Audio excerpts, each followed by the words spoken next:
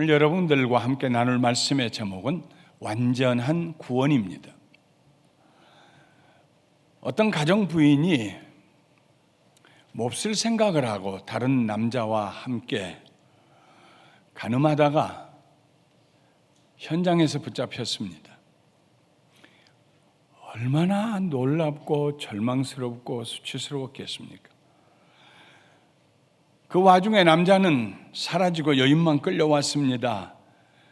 예수님은 성전에서 많은 사람들에게 하나님 말씀을 가르치고 계셨는데 바리새인들이 이 여인을 데리고 다른 곳에 가지 않냐고 예수님께로 왔습니다. 그리고 말했습니다. 선생이여, 이 여자가 가늠하다가 현장에서 잡혔나이다. 모세는 율법에 이러한 여자를 돌로 치라 명하였거니와 선생님은 어떻게 말씀하시겠습니까? 모세는 돌로 쳐 죽이라고 했는데요. 선생님은 뭐라고 말씀하시겠습니까? 악한 자는 악한 꾀를 찾아내는데 시간이 걸리지 않습니다.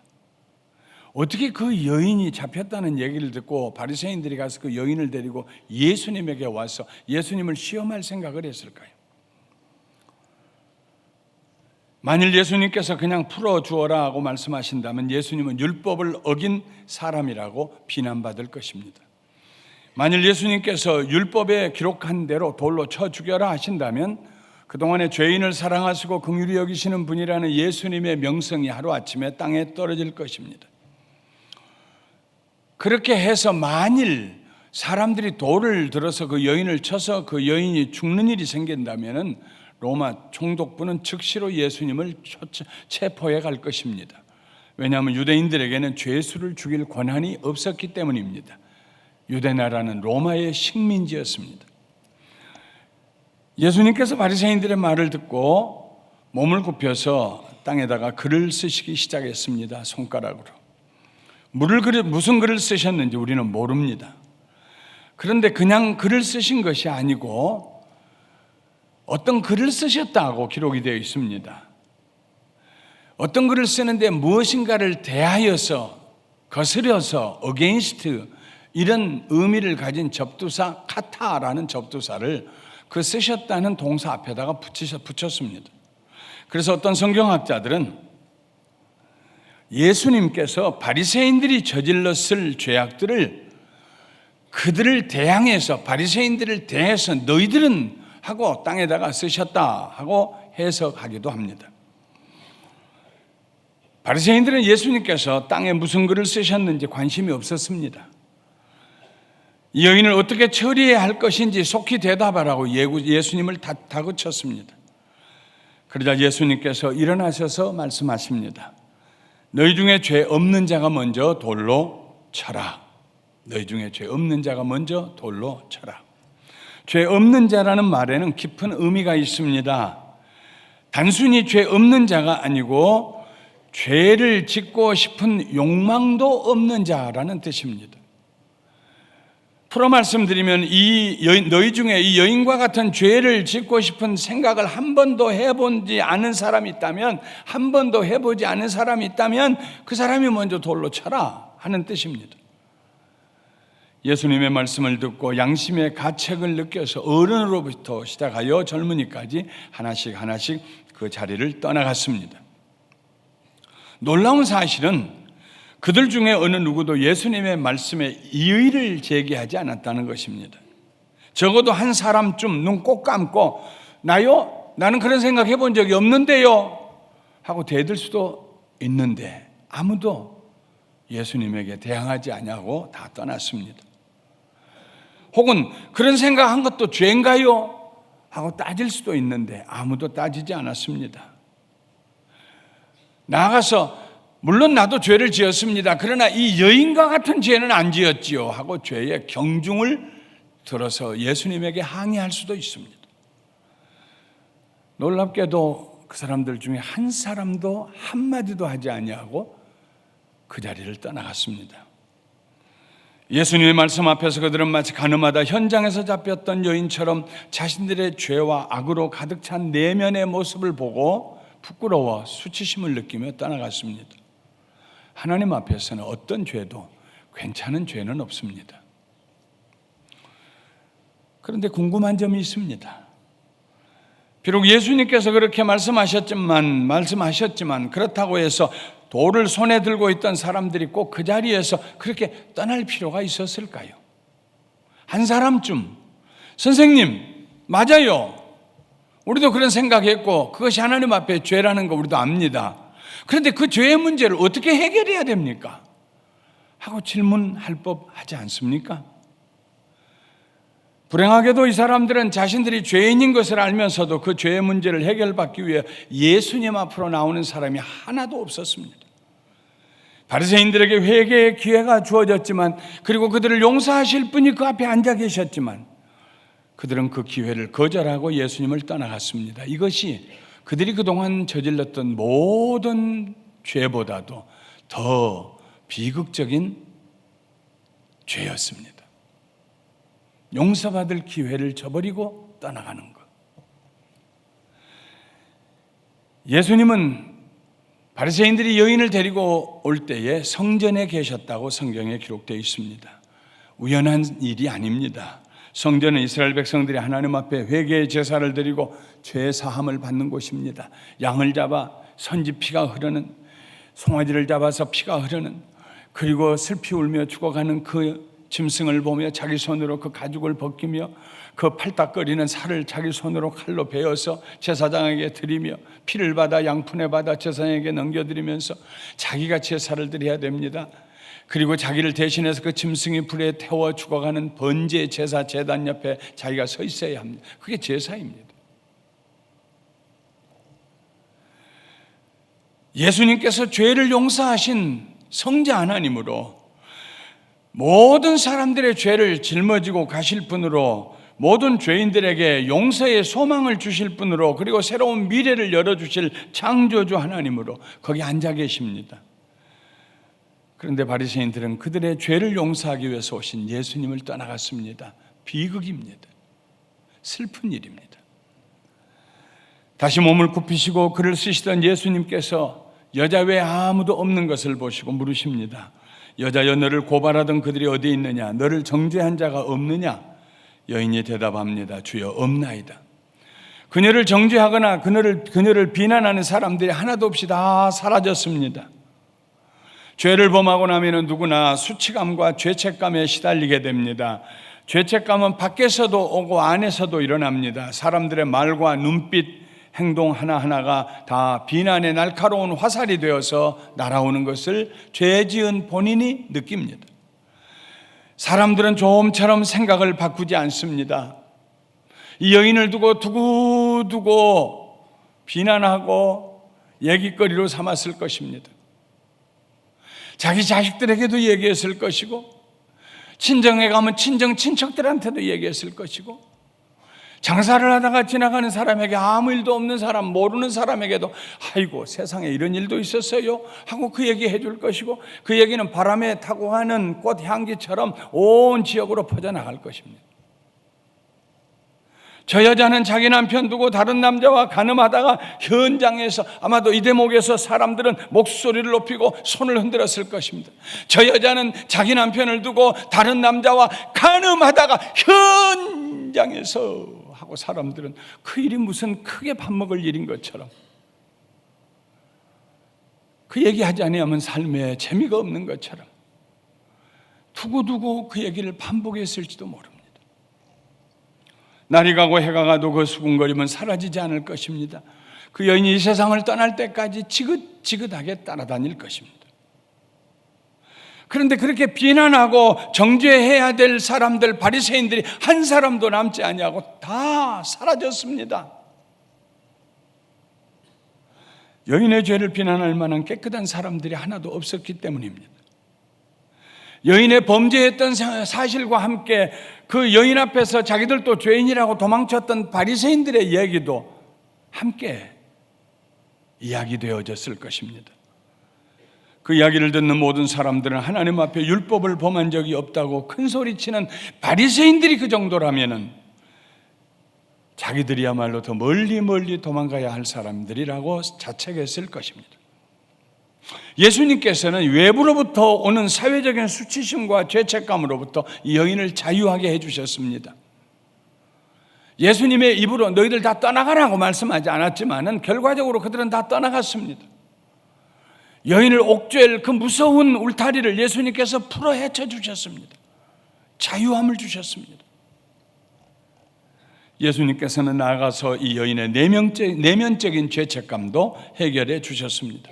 나도 너를 정죄하지 아니하노라.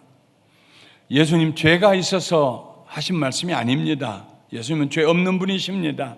예수님은 죄를 용서하시기 위해서 오셨고 죄를 용서할 권세를 가지고 계셨습니다. 그 자신이 하나님이십니다. 예수님께서 나도 너를 정죄하지 아니하노라 하실 때 그 말씀 속에는 하나님의 능력이 있었습니다. 나도 너를 정죄하지 아니하노라. 용서의 능력이 있었습니다. 새 사람 만드는 능력이 있었습니다. 그 능력이 이 여인의 의식과 감정 속에 있는 죄책감의 뿌리를 뽑아주셨습니다. 마치 바람이 불어와서 비구름을 몰아내듯이 그녀의 가슴을 짓누르던 죄책감이 사라졌습니다. 맑고 높은 용서의 하늘이 펼쳐졌습니다. 그 순간 이 여인은 자유의 깊은 안도의 한숨을 내쉬었을 것입니다. 실제 어떤 사건이 그 여인의 가슴 속에서 일어났습니다. 가서 다시는 죄를 범하지 말라. 가서. 이 가서라는 단어는 단순히 여기에서 저리로 가라는 뜻이 아닙니다. 지금까지 걸어오던 그 길을 계속해서 걸어가라는 뜻입니다. 계속 죄를 범하라는 말이 아닙니다. 하나님이 너에게 주신 생명을 존귀하게 생각하고 계속 살아가라는 말입니다. 아마도 이 여인은 인생을 끝내고 싶은 생각을 했을지도 모릅니다.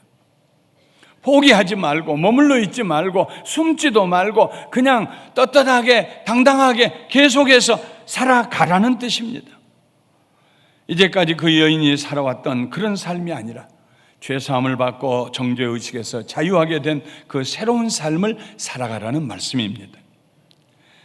헬라어로 가라라는 말은 포로마리.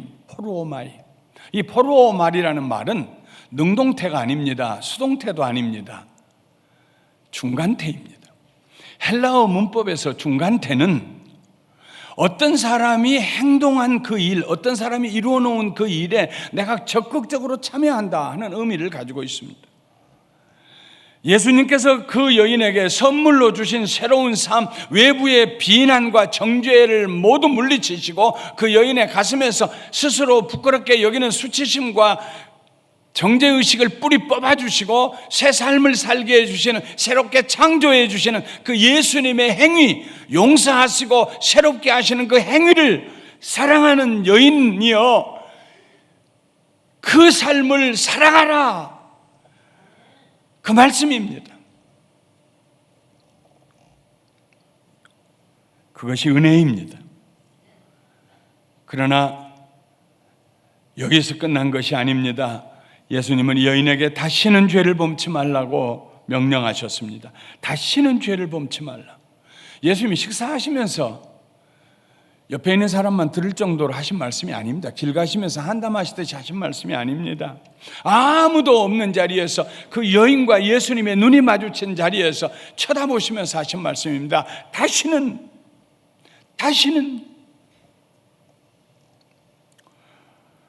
예수님의 이 말씀은 십자가 위에서 견디기 어려운 고통을 당하시면서 하신 말씀입니다. 다시는 죄를 범치 말라는 그 말씀에서 우리는 그 말씀의 엄위함을 봅니다. 엄중함을 봅니다. 진지함과 간절함을 느낄 수가 있습니다. 하나님의 인자하심과 공의로우심이 씨줄과 날줄처럼 흐르고 있는 하나님의 심장의 고동소리를 들을 수 있습니다. 다시는 죄를 범치 말라. 내가 너를 위하여서 십자가에서 죽었다. 불과 그 일 이후에 몇 년 혹은 몇 달 후에 예수님이 십자가에 못 박혀 죽으시겠지만, 그러나 예수님의 입장에서는, 하나님의 생각에서는 이미 그 아들이 십자가 위에 죽으신 거나 다름없습니다. 예수님이 고통당하신 거나 다름없습니다. 내가 너를 위하여 죽었다. 너희 죄를 위해서 내가 피 흘렸다. 다시는 죄를 범치 말라.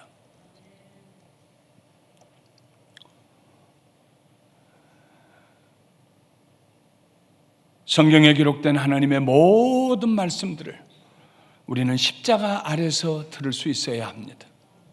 그것이 우리가 하나님의 말씀을 들을 수 있는 자리입니다. 무슨 말씀이든지 십자가 아래서 그 말씀을 들으십시오. 그 말씀을 십자가 아래서 읽으십시오. 그 말씀이, 축복의 말씀이 우리에게 효과를 발휘하기 위해서 하나님의 아들 예수님이 무슨 일을 행하셨는가를 생각하시면서 읽으십시오. 하나님의 말씀을 듣는 바른 자세를 우리 그리스도인들이 가져야 합니다. 그때 하나님의 말씀 속에 하나님의 임재하심이 있습니다. 하나님의 말씀과 하나님 자신을 나눌 수 없습니다.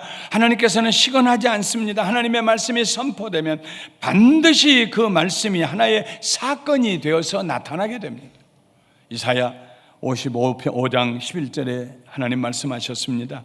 내 입에서 나가는 말도 이와 같이 헛되이 내게로 돌아오지 아니하고 나의 기뻐하는 뜻을 이루며 내가 보낸 일에 형통하리라. 내 입에서 나가는 말이 내 뜻을 이루고 내 소원을 이루고 그리고 이루되 형통하게, 확실하게, 퍼펙트하게 이루게 될 것이다 하는 말씀입니다. 하나님 말씀에 하나님의 인격이 들어있습니다. 하나님 말씀에 하나님의 뜻이 들어있고 하나님의 능력이 들어있습니다. 우리는 하나님 말씀을 읽을 때, 들을 때, 묵상할 때, 받을 때 다른 곳이 아니라 그 말씀이 우리에게 성취되게 하기 위해서 십자가 위에서 자기 몸을 버리신 예수 그리스도의 발 아래서 그 말씀을 읽을 수 있어야 합니다. 오늘 이 말씀을, 이 설교를 듣는 우리 모두가 다 그리스도의 십자가 아래서 이 말씀을 듣게 되시기를 주님의 이름으로 축원합니다. 예수님은 불쌍한 여인을 인생의 막다른 골목에서 구원하여 주셨습니다. 아무도 앞으로 그녀를 비난할 수 없도록 정리시키셨습니다. 자신을 스스로 한탄하고 비난하며 자책감에 시달리지 않도록 그 여인을 용서해 주셨습니다. 뿐만 아니라 그 여인으로 하여금 앞으로도 죄를 싸우고 이기며 죄를 범하지 않을 수 있는 능력을 그 여인에게 예수님께서 공급해 주셨습니다. 다시는 죄를 범치 말라. 척 콜슨 1931년에 태어나서 2012년에 세상을 떠난 분입니다. 그가 미국 전 대통령 닉슨 대통령의 특별 보좌관으로 있을 때에 워터게이트 사건에 연루되어서 감옥살이를 했습니다. 1974년 7월부터 이듬해 1월까지 7개월 동안 복역을 했던 정치가입니다. 어떤 기자는 척 콜슨을 가리켜서 리처드 닉슨의 살인 청부업자로서 악한 상황 속에 있었던 악한 제주꾼이라고 심하게 묘사하기도 했습니다. 척 콜슨이 감옥에 갇힐 무렵에 그의 친한 친구가 C.S. 루이스의 순전한 그리스도인이라는 책을 선물로 주면서 읽어보라고 했습니다.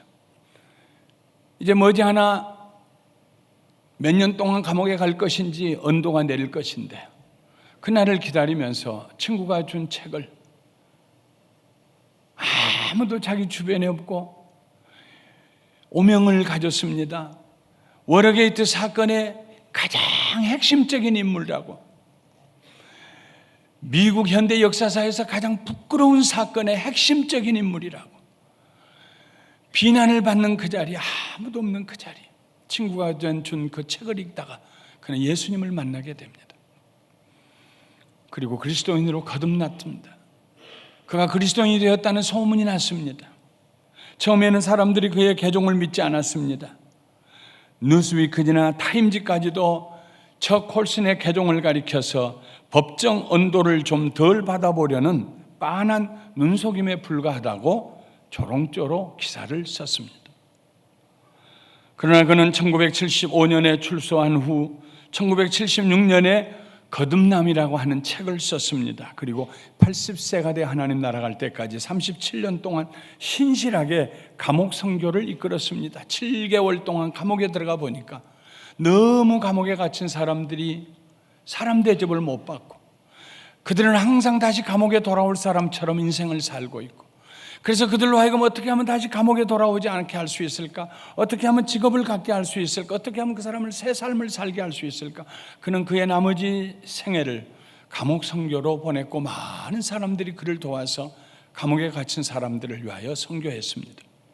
그는 살아생전에 30권의 책을 저술했는데 마지막 책은 그가 세상 떠나기 한 해 전에 출간한 책으로서 하늘은 무너지지 않는다, The Sky is not falling 이라는 책입니다. 그는 어떻게 해서든 미국 국민들의 잘못된 세계관을 기독교적인 세계관으로 바꾸어 보려고 평생토록 노력했습니다. 재물이 우리의 보호자가 아닙니다. 제도가 우리의 보호자가 아닙니다. 경제적으로 좀 어렵다고 그래서 하늘이 무너질 것처럼 생각하지 마십시오. 예수 그리스도가 우리의 구주이십니다. 그분이 우리와 함께 계시면 하늘은 무너지지 않습니다. 1994년 큰 경기장에서 빌리그램 목사님이 전도 집회를 할 때 척 콜슨이 먼저 나와서 간증을 했습니다. 그의 간증하는 음성을 제가 화면으로 보면서 요약해서 발췌했습니다. 이런 내용의 간증이었습니다. 나는 처음 20년은 정치가로 살았고 그 후 20년은 그리스도인으로 살았습니다. 나는 워터게이트 사건으로 7개월 동안 감옥 생활을 하는 동안에 나의 주 예수 그리스도를 만났습니다. 예수님을 만난 후에 나에게 3가지의 변화가 일어났습니다. 첫째 변화는 자유입니다. 감옥 생활이 내가 내 형기를 다 채웠기 때문에 내가 자유하게 된 것이 아니라 예수님이 나를 자유하게 해 주셨습니다. 예수님이 나를 죄책감으로부터 진정으로 자유하게 해 주셨습니다. 내게 일어난 2번째 변화는 의미입니다. 예수님을 만나기 전까지 나의 삶에는 의미가 없었습니다. 그는 권력을 가지고 있었어요. 대통령의 오른팔입니다. 특별보좌관으로 뭐든지 할 수 있었습니다. 그러나 그의 삶은 의미가 없었습니다. 예수님을 만나고 난 다음에 그때 이후로 지금까지 나는 의미 있는 삶을 살아오고 있습니다. 셋째 변화는 소망입니다. 이 세상의 희망은 국회에서 법안 몇 개 바꾸는 데서 오지 않습니다. 하나님의 능력이 내 속에 임할 때 참된 소망이 내 속에서 일어났습니다. 나는 지난 20년 동안 참으로 자유했고 참으로 의미 있는 일들을 해오고 있으며 참으로 소망이 넘치는 삶을 살아오고 있습니다. 이 간증을 할 때가 그가 63세였을 때입니다. 우리들은 가늠하다가 잡힌 여인이 어떻게 되었을까 궁금합니다. 성경은 거기에 대해서는 한마디도 기록하고 있지 않습니다. 그러나 우리는 기도하는 가운데 성령님의 인도하심 받아서 가능한 상상을 해볼 수 있습니다. 처음에는 동네 사람들이 그 여인이 살아왔던 부도덕한 삶을 기억하면서 그 벌은 누구 주겠는가 하고 생각했을 것입니다. 그런데 어느 날부터인가 그 여인의 삶에 변화가 다가옵니다. 겸손하고 정숙하고 거룩한 삶을 살고 있는 모습을 볼 수 있었습니다. 말이 선별되었습니다. 사람의 생각이 부도덕하면 말도 부도덕합니다. 여인의 말이 선별되고 깨끗하고 아름다운 어휘를 사용합니다. 사람들은 그 여인에게 일어난 변화를 목격했습니다. 궁금증을 견디지 못한 어떤 사람이 조용히 다가와서 물어봅니다. 아주머니, 그런 수치와 수모를 당했을 때 죽고 싶지 않으셨어요? 평생 어떻게 그 상처를 잊을 수가 있겠습니까? 연장을 잘못 사용해서 손등에 난 상처는 평생 가는 것입니다. 그러나 상처는 아프지 않습니다. 이미 치료됐기 때문입니다. 아마 이 여인도 그때 그 사건을 잊을 수는 없을 것입니다. 그러나 다시 그 사건이 마음속에 떠올라서 그를 자책감 속으로 몰아넣고 죄책감 속으로 몰아넣지 않을 것입니다. 이미 그건 용서받았기 때문에. 아마도 그 여인이 이렇게 대답했을지 모릅니다. 예수님께서 나를 자유하게 해주셨으니까요. 그 이후로 나는 의미 있는 삶을 살고 있죠. 나를 구원하신 예수님을 만나볼 소망을 가지고 나는 살고 있습니다. 나에게 새로운 삶을 주신 하나님께 감사드리면서요. 이 여인만 구원받은 것이 아닙니다. 여인의 가정도 구원받았겠죠. 주 예수를 믿으라. 그리하면 너와 내 집이 구원을 받으리라. 오늘 이야기의 주인공은 가늠하다 현장에서 잡힌 여인이 아닙니다. 바리새인들도 아닙니다. 이 이야기의 주인공은 바로 예수님이십니다. 여인이 문제를 일으켰고 바리새인들이 그 문제를 더 복잡하게 만들었다면 예수님께서는 그 문제를 해결해 주셨습니다.